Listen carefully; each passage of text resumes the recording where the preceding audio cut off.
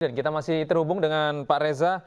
Pak Reza dari kuasa hukum dari keluarga Vina. Pak Reza, tadi kita sempat mendengar ada keterangan dari Bu Titin bahwa ada sejumlah fakta dari olah tempat kejadian perkara yang menunjukkan bahwa ini kasus yang terjadi pada Vina dan Eki diduga kuat sekali atau bahkan ini menjadi keyakinan bahwa Vina dan Eki ini murni kecelakaan karena ada di tempat kejadian perkara ada temuan daging begitu ya, serpihan daging di salah satu tiang begitu ya, dan kemudian ada fakta-fakta baru bahwa tidak ada orang yang menyaksikan secara langsung kejadian pembunuhan yang terjadi pada Vina dan Eki. Tanggapan Anda seperti apa, Mas Reza? Iya, seperti yang saya bilang tadi, ya itu kan sah-sah saja mereka bilang kecelakaan tunggal apa segala macam, dan kita tetap berpatokan memang pada saat itu motor yang dilihat itu memang hanya ada goresan kecil, bukan seperti layaknya kecelakaan sampai luka yang begitu parah gitu kan. Jadi ya itu sah-sah saja mengajukan asumsi apapun atau opini apapun, yaitu hak dari pribadi mereka. Tapi kan silakan saja dibuktikan di pengadilan, dan apapun nanti putusan akhirnya kita akan menghormati dan menghargai itu. Dan kita akan legowo kalau misalkan memang itu kecelakaan tunggal. Jadi kita tidak ngotot-ngotot juga kalau misalkan setelah ada putusan akhir nanti bahwa itu kecelakaan, ya kita pasti akan menerimanya. Iya. Gitu. Tapi sekarang kita masih berpegang teguh bahwa itu pembunuhan berencana yang disertai pemerkosaan. Baik. Terima kasih Pak Reza Pramudia, kuasa hukum dari keluarga Vina, atas informasi Anda dan waktu bergabung bersama kami di Breaking News. Selamat beraktivitas, Pak Reza. Dan kini kita beralih ke informasi berikutnya, pemirsa. Saat sidang PK Tatal kemarin, kesaksian Renaldi menceritakan bahwa terdapat kekerasan saat penangkapan ke-8 terdakwa. Dirinya pun sempat merasakan dan melihat terdakwa lainnya disiksa oleh oknum polisi, diminta untuk mengakui hal yang mereka tidak ketahui. Siapa yang paling parah dipukul? Eko, kakak saya, Hadi, Jaya, saya, Saka, ya semua lah Pak. Memang bulan-bulan aja sampai 1 bulan saya baru beres muka Pak. Jalan aja nggak bisa. Lapor wajib juga saya masih kaprot Pak, balik-balik. Saya 1 bulan lapor wajib ditertep Senin Kamis itu saya ke situ masih saya balik-balik Pak. Sama siapa? Sama Anit yang di situ Pak. Masih ingat namanya? Kalau Anit nggak ingat. Saya Senin Kamis itu ya lapor wajib, ditabuk balik-balik. Padahal itu baru sembuh. Tapi ya saya yang ngerasa buka itu ya, udah sok dipukul. Terus saya merasa nggak apa-apa ya Pak. Bilangnya udah sehat Pak. Ya langsung tabok balik-balik Senin Kamis. Kamu pernah melihat Saka Tatal waktu dipukul? Iya. Di berapa kali Saka Tatal mengalami penyiksaan? Banyak, sama banyak. Apa yang disampaikan? Dampak dari pemukulan itu harus mengakui atau apa? Harus mengakui Pak. Padahal itu nggak tahu. Eka Sandi dipukul juga? Dipukul. Kan sampai remuk Pak, sampai jalan-jalan aja nggak bisa deh Pak. Sampai mau masuk ke penjara aja kan sampai pada ngesel Pak itu tuh. Udah darah semua Pak, udah nggak pada gimana ya, pada nggak kuat lah. Kayak udah binatang bisa tuh, ya itu udah nyampe sana tuh Pak. Udah mau nyampe penjara aja saya udah dipukulin sama gembok, baru mau masuk tuh. Habis dipukulin gembok saya diminum air kencing 1 gelas gede, semuanya harus minum. Habis minum air kencing itu ada polisi yang bawa sendal engger, semua ditabokin. Ya akhirnya sampai remek Pak. Ya, sementara itu pernyataan saksi Renaldi ini dibantah ayah Eki, Ibtu Rudiana, yang pada 2016 lalu ikut menangkap 8 terpidana. Rudiana memastikan tidak ada penyiksaan dan ada 3 pelaku yang masih buron pada 2016 lalu. Kalau saya mendasari informasi dari saudara D sama A, yang mana dia melihat pada saat malam minggu ada upaya penganiayaan dan pengejaran. Yang kemudian ketika dia menyampaikan kalau dia hafal motornya warna hijau, udah saya memperlihatkan motor yang saya foto di Polsek Talun, yang dia menyampaikan betul itu motor yang dilakukan penganiayaan. Kalau dalam keadaan gelap dan ada jarak 100 meter, sebagaimana didengung-dengungkan oleh mantan kabar eskrim, siapa tuh? Susno Aji. Bagaimana mungkin Dede dan Aib bisa melihat bahwa itu adalah si ini, si Peggy gitu loh. Menurut Bapak gimana?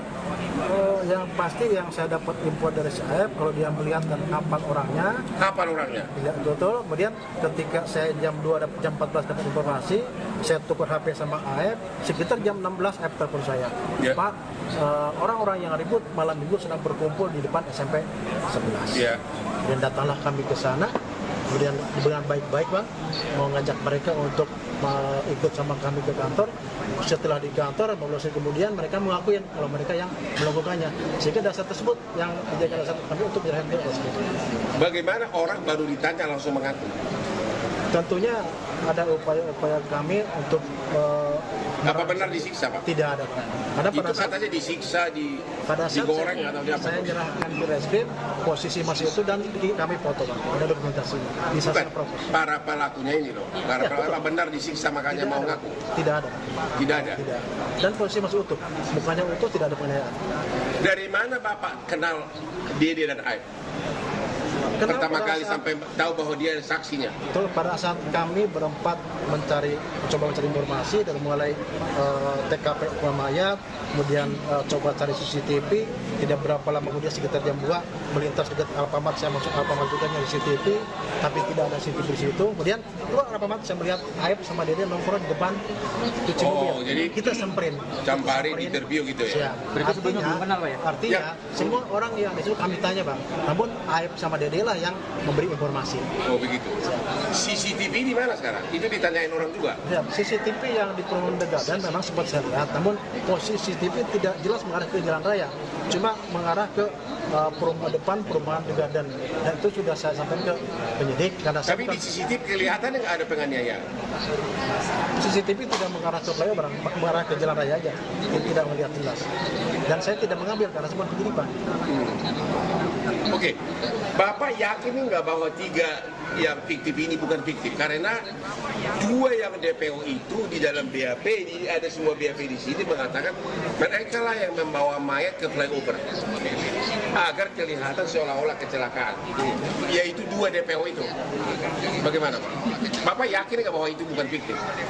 Ada tidak? Yang DPO Pak? Ya, kan di BAP dikatakan yang membawa mayat itu ke flyover, meletakkan di flyover agar kelihatan seolah-olah kecelakaan adalah 2 nama yang DPO ini.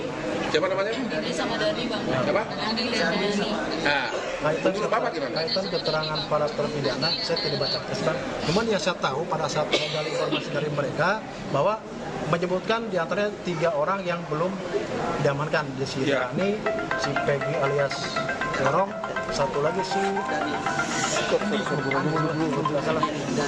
Andi sama Peggy alias Perong. Jadi cuma sekedar menyebutkan.